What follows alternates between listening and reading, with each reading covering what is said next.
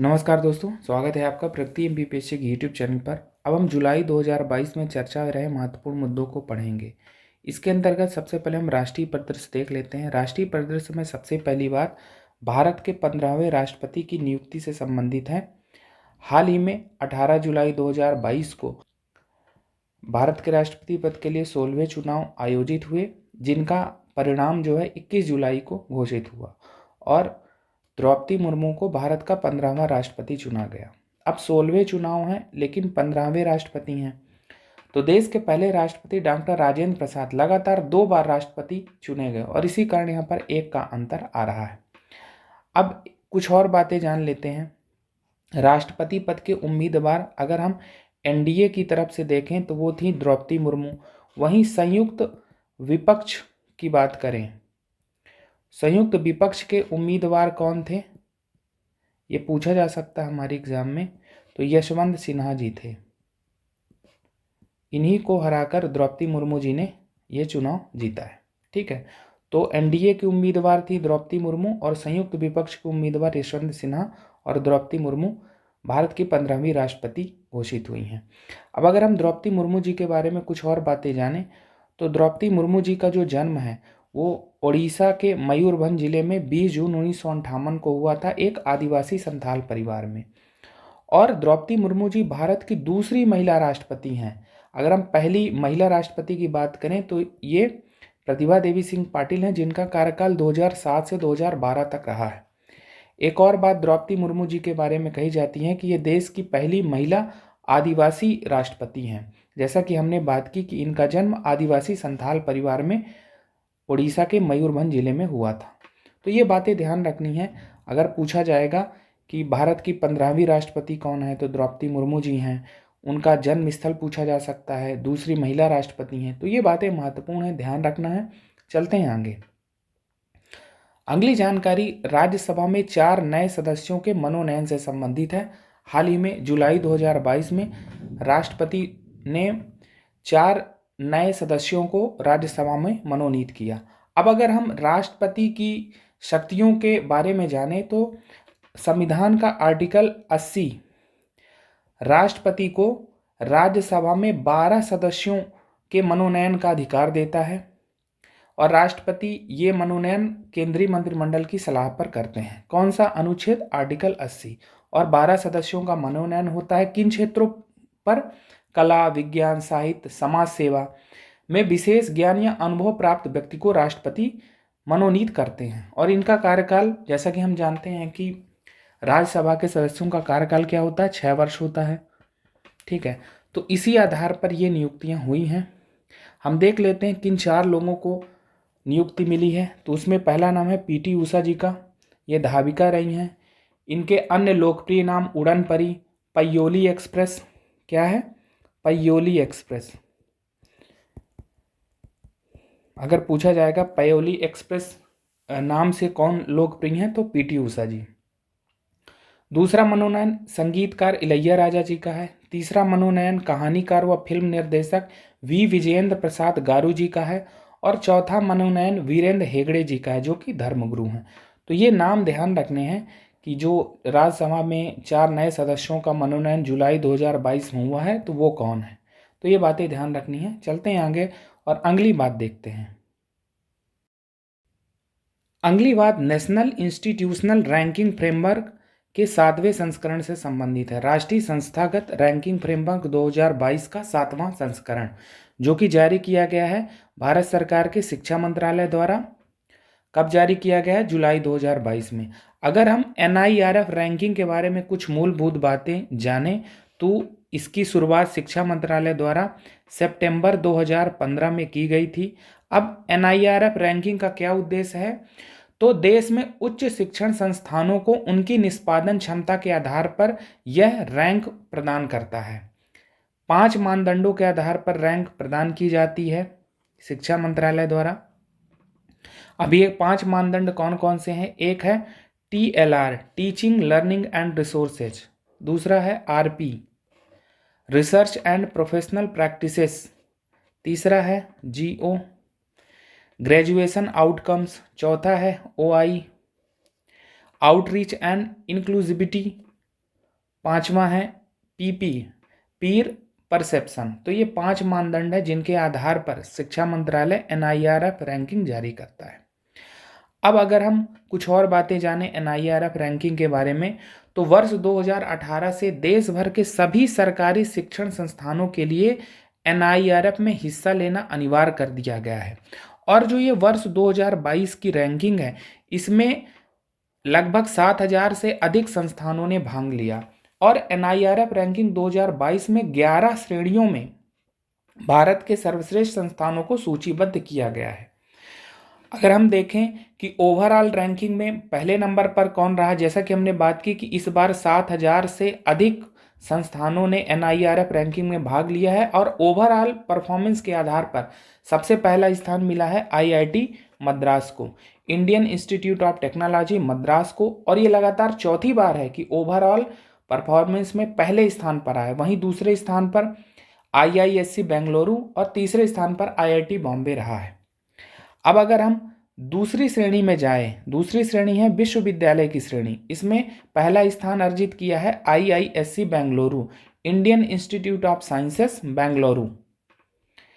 अगर हम कॉलेज की श्रेणी में जाएं तो मिरांडा हाउस दिल्ली ने पहला स्थान प्राप्त किया है और ये लगातार छठा वर्ष है जब वो कॉलेज की श्रेणी में पूरे भारत में पहला स्थान अर्जित किया है। अगर हम अनुसंधान रिसर्च के फील्ड में देखें तो पहला स्थान IISc बेंगलुरु का है, इंजीनियरिंग के क्षेत्र में IIT मद्रास का है, प्रबंधन मैनेजमेंट के क्षेत्र में IIM अहमदाबाद का है, Indian institute of management Ahmedabad. अगर हम चिकित्सा मेडिकल के क्षेत्र में देखें तो पहला स्थान एम्स नई दिल्ली का है, फार्मेसी के क्षेत्र में जामिया हमदर्द नई दिल्ली का है, आर्किटेक्ट के क्षेत्र में पहला स्थान IIT रुड़की का है।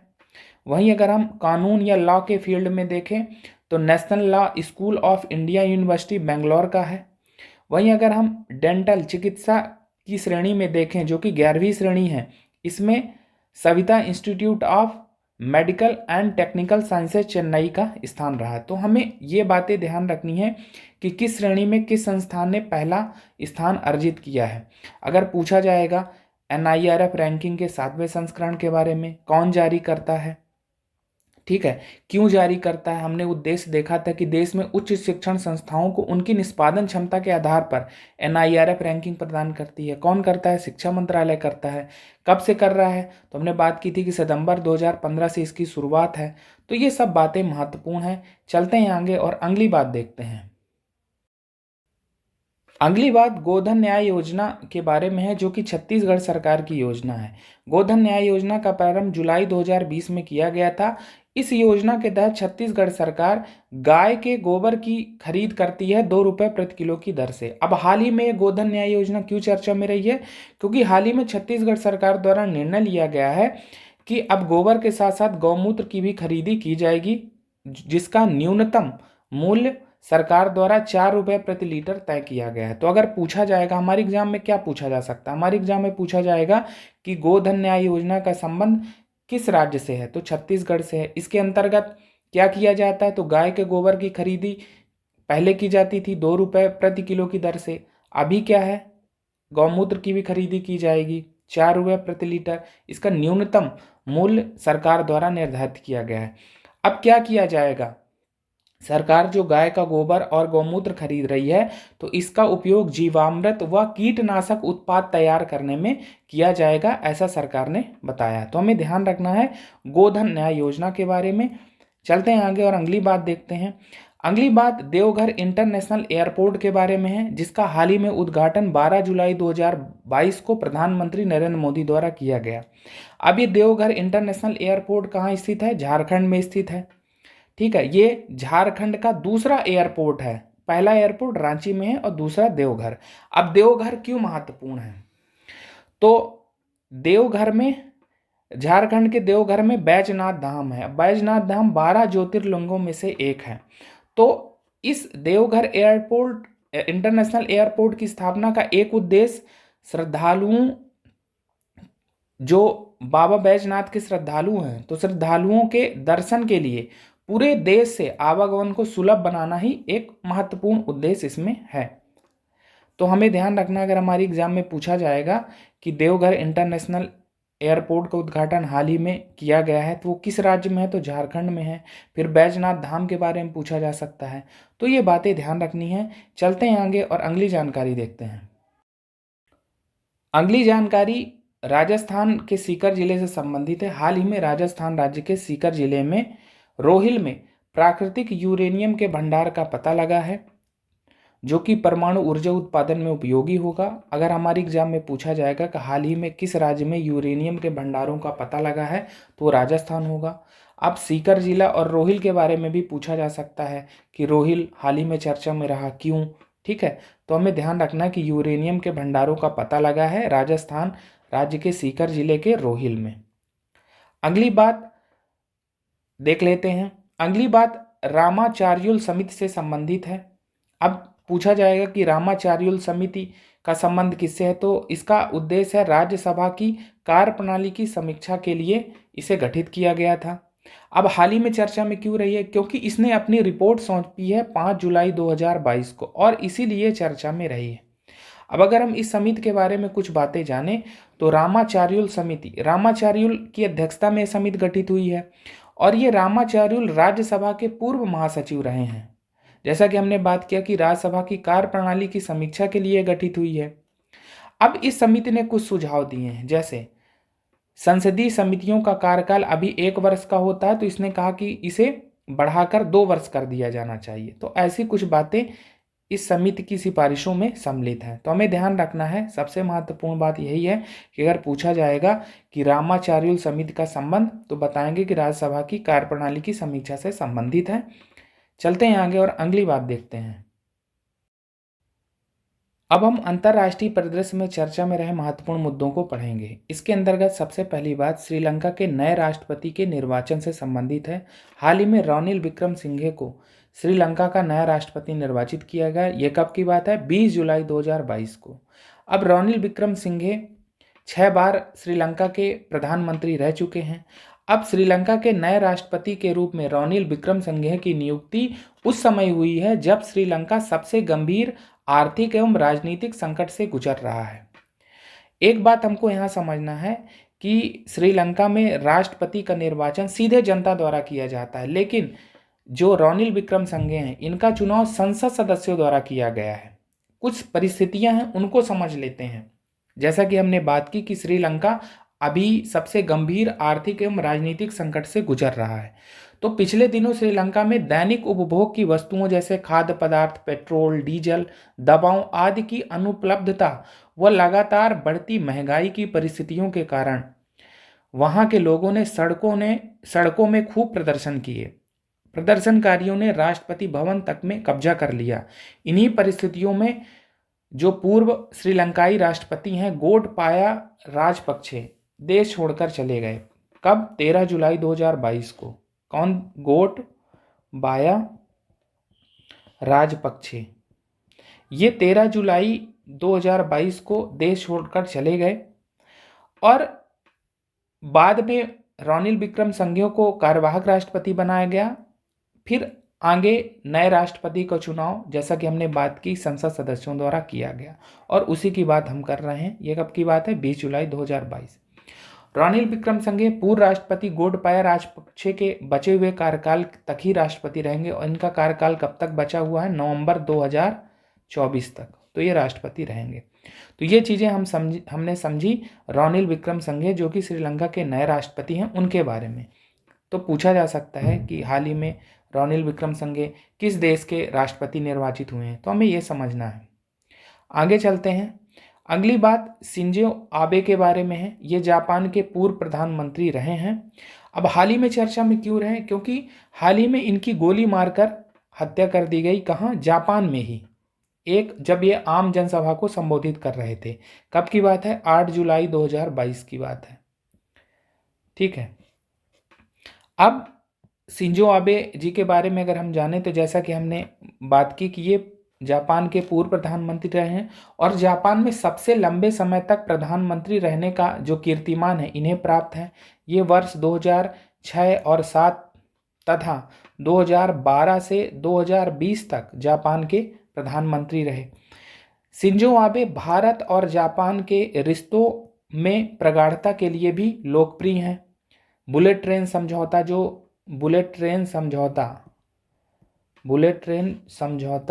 2015 में हुआ था। तब यही जापान के प्रधानमंत्री थे और भारत को 0.1% की मामूली ब्याज दर पर 12 अरब डॉलर का ऋण प्रदान किया गया था।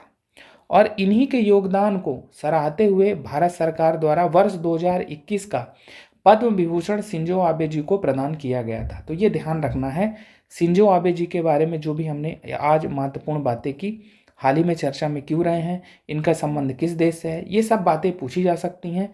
चलते हैं आगे और अगली बात देखते हैं।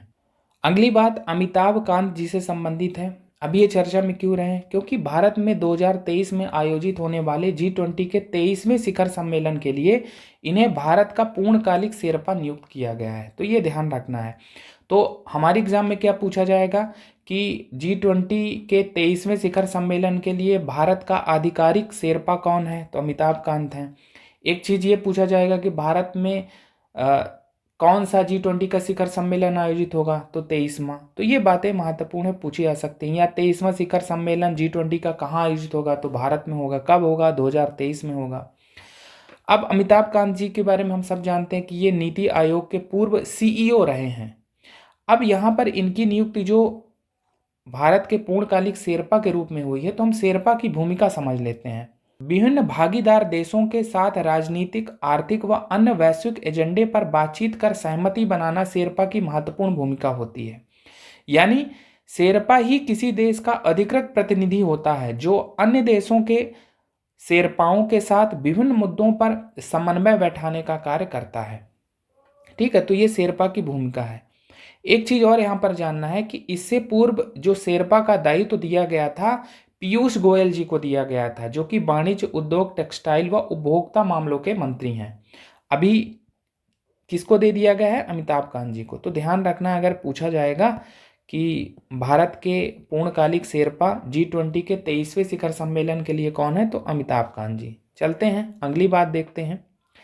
अगली बात पहले I2U2 शिखर सम्मेलन 2022 से संबंधित है, जिसका आयोजन 14 जुलाई 2022 को वर्चुअली किया गया। अगर पूछा जाएगा कि पहला I2U2 शिखर सम्मेलन कब आयोजित हुआ, तो 14 जुलाई 2022 को। अब I2U2 का मतलब समझ लेते हैं। तो I2U2 में 4 देश हैं, यानी ये 4 देशों का समूह है, इंडिया, इजराइल, USA और UAE। इन्हें पश्चिम एशिया के क्वाड समूह के रूप में देखा जा रहा है। तो ये हमें ध्यान रखना है कि पूछा जाएगा अगर कि I2U2 में कितने देश सम्मिलित हैं। ठीक है, तो 2 I का मतलब क्या है, इंडिया और इजराइल, और 2 U का मतलब है USA और UAE। ठीक है, ये बातें हमें ध्यान रखनी है। अब इसका आयोजन हमने जैसा कि बात की 14 जुलाई 2022 को हुआ, वर्चुअली हुआ, और भारत के प्रधानमंत्री नरेंद्र मोदी, इजरायली प्रधानमंत्री यार लापिद, और अमेरिका के राष्ट्रपति जो बाइडन और UAE के राष्ट्रपति शेख मोहम्मद बिन जायद अल नहयान ने वर्चुअली वार्ता की। अब इस वार्ता के बारे में कुछ और बातें जान लेते हैं। तो एक बात यह है कि I2U2 समूह की परिकल्पना पिछले वर्ष इन देशों के विदेश मंत्रियों की अक्टूबर 2021 की बैठक में की गई थी। अब जो I2U2 शिखर सम्मेलन हुआ उसमें 6 क्षेत्रों पर विशेष जोर दिया गया, जिसमें जल, ऊर्जा, परिवहन, अंतरिक्ष, स्वास्थ्य एवं खाद्य सुरक्षा। वहीं I2U2 शिखर सम्मेलन के अगर हम महत्वपूर्ण बातों के बारे में जानें तो UAE ने भारत में फूड पार्क विकसित करने के लिए $2 बिलियन अमेरिकी डॉलर के निवेश की घोषणा की। वहीं I2U2 समूह ने भारत के गुजरात में हाइब्रिड नवीनीकरण ऊर्जा परियोजना का समर्थन करने की घोषणा की। तो ये सब बातें महत्वपूर्ण हैं, ध्यान रखना है। सबसे महत्वपूर्ण बात तो यही है कि पहला I2U2 शिखर सम्मेलन 14 जुलाई 2022 को वर्चुअली हुआ और ये 4 देशों का समूह है। अगर पूछा जाएगा कि पश्चिमी एशिया का क्वाड समूह किसे कहा जा रहा है, तो I2U2 समूह कौन कौन से देश हैं, ये बातें ध्यान रखनी है। चलते हैं आगे और अगली बात देखते हैं। अगली बात ग्लोबल जेंडर गैप इंडेक्स 2022 के बारे में है, वैश्विक लैंगिक अंतराल सूचकांक 2022, जिसको जारी किया गया है वर्ल्ड इकोनॉमिक फोरम WEP के द्वारा। अब ये लैंगिक अंतराल या जेंडर गैप का क्या मतलब है? तो जेंडर गैप का मतलब है महिलाओं व पुरुषों के बीच सामाजिक, राजनीतिक, बौद्धिक, सांस्कृतिक, आर्थिक उपलब्धियों या दृष्टिकोण में अंतर होना ही लैंगिक अंतराल या जेंडर गैप को बताता है। अब जैसा कि हमने बात की कि ग्लोबल जेंडर गैप इंडेक्स 2022 जारी हुआ है। ये 4 आयामों पर जारी किया गया है, जिसमें आर्थिक भागीदारी और अवसर, शिक्षा प्राप्ति, स्वास्थ्य और जीवन रक्षा, राजनीतिक अधिकारिता, ये महत्वपूर्ण 4 आयाम हैं। अब अगर हम इनके निष्कर्षों की बात करें तो पहला स्थान जो आया है ग्लोबल जेंडर गैप इंडेक्स में, उसका है आइसलैंड का। और आइसलैंड विश्व का सबसे अधिक लैंगिक समानता वाला देश है। अगर पूछा जाएगा कि विश्व का सबसे अधिक लैंगिक समानता वाला देश कौन सा है, तो ग्लोबल जेंडर गैप इंडेक्स 2022 के अनुसार आइसलैंड है। वहीं दूसरा स्थान फिनलैंड का रहा है और तीसरा नॉर्वे का। इसी इंडेक्स में सबसे अंतिम स्थान 146वें स्थान पर रहा है अफगानिस्तान, यानी विश्व का सबसे अधिक लैंगिक असमानता वाला देश कौन है? अफगानिस्तान। अगर हम भारत की स्थिति देखें ग्लोबल जेंडर गैप इंडेक्स 2022 में, तो भारत की रैंक रही है 146 देशों में 135। अगर हम 2021 से तुलना करें तो भारत की रैंक 150 देशों में 146 थी। तो अभी मामूली सुधार हमको समझ में आता है। वहीं अगर हम देखें स्कोर भारत का 0.629 है। 2021 में ये स्कोर कितना था? 0.625। तो यहाँ भी 0.4 का 004 का आपको सुधार दिखता है। ठीक है। अगर हम पड़ोसी देशों से भारत की तुलना करें तो बांग्लादेश 71वें स्थान पर है, नेपाल 96, श्रीलंका 110 और भूटान 126वें स्थान पर। यानी पड़ोसी देशों की स्थिति अच्छी है भारत की तुलना में। तो ये बातें हमें ध्यान रखनी है। अगर पूछा जाएगा ग्लोबल जेंडर गैप इंडेक्स 2022 के बारे में, ज़्यादा महत्वपूर्ण बात है कि इसको जारी कौन करता है, पहले स्थान पर कौन आया, अंतिम पर कौन आया और भारत की क्या रैंक रही है। तो ये बातें ध्यान रखनी है। चलते हैं आगे। अगली बात टाइम मैगजीन द्वारा जारी विश्व के सर्वश्रेष्ठ संस्थानों की सूची से संबंधित है। हाल ही में टाइम मैगजीन द्वारा विश्व के सर्वश्रेष्ठ संस्थान वर्ल्ड्स ग्रेटेस्ट प्लेसेस ऑफ 2022 की एक लिस्ट जारी की गई, जिसमें भारत के 2 शहरों अहमदाबाद और केरल को शामिल किया गया है। तो यही इसमें सबसे महत्वपूर्ण बात है। अब ये लिस्ट कब जारी की गई है? जुलाई 2022 में। जैसा कि हमने बात की कि ये टाइम मैगजीन की लिस्ट है, ठीक है। और हमने इसमें एक चीज़ और बताई कि विश्व के 50 असाधारण स्थलों एक्स्ट्रा ऑर्डिनरी डेस्टिनेशंस को शामिल किया गया है। उसमें भारत के 2 शहर हैं केरल और अहमदाबाद। केरल की 9th रैंक है और अहमदाबाद को 50 में से 11वीं रैंक दी गई है। और पहले स्थान पर रखा गया है यूएई के रॉस अल खैमाह को। तो अगर पूछा जाएगा टाइम मैगजीन की जो लिस्ट है ग्रेटेस्ट प्लेसेस ऑफ 2022, तो ये बात ध्यान रखनी है, पहले स्थान पर कौन है, भारत के कौन कौन से शहर हैं, ये बातें ध्यान रखनी है। चलते हैं आगे और अगली बात देखते हैं। अगली बात टाइम आउट इंडेक्स के बारे में है। अब टाइम आउट इंडेक्स 2022 ये कौन जारी करता है? ये अमेरिकी मीडिया कंपनी द्वारा जारी है जुलाई 2022 में। और टाइम आउट इंडेक्स 2022 में विश्व के 53 शहरों को जगह दी गई है। उसमें पहला स्थान स्कॉटलैंड की राजधानी एडिनबर्ग है। वहीं भारत के यहाँ पर भी 2 शहर शामिल हैं, मुंबई और दिल्ली। मुंबई को 53 शहरों में से 14वां स्थान दिया गया है, वहीं दिल्ली को 26वां स्थान मिला है। तो ये बातें ध्यान रखनी है टाइम आउट इंडेक्स 2022 के बारे में। अगर पूछा जाएगा कि इसको कौन जारी करता है, तो अमेरिकी मीडिया कंपनी द्वारा ये जारी होती है। और क्यों चर्चा में रही है ना, भारत के 2 शहर जो शामिल हुए हैं, तो ये इस कारण ये चर्चा में रही हैं। तो इस प्रकार से आज हमने राष्ट्रीय और अंतर्राष्ट्रीय परिदृश्य में चर्चा में रहे महत्वपूर्ण मुद्दों को पढ़ा। तो आज की क्लास फिलहाल इतना ही। धन्यवाद।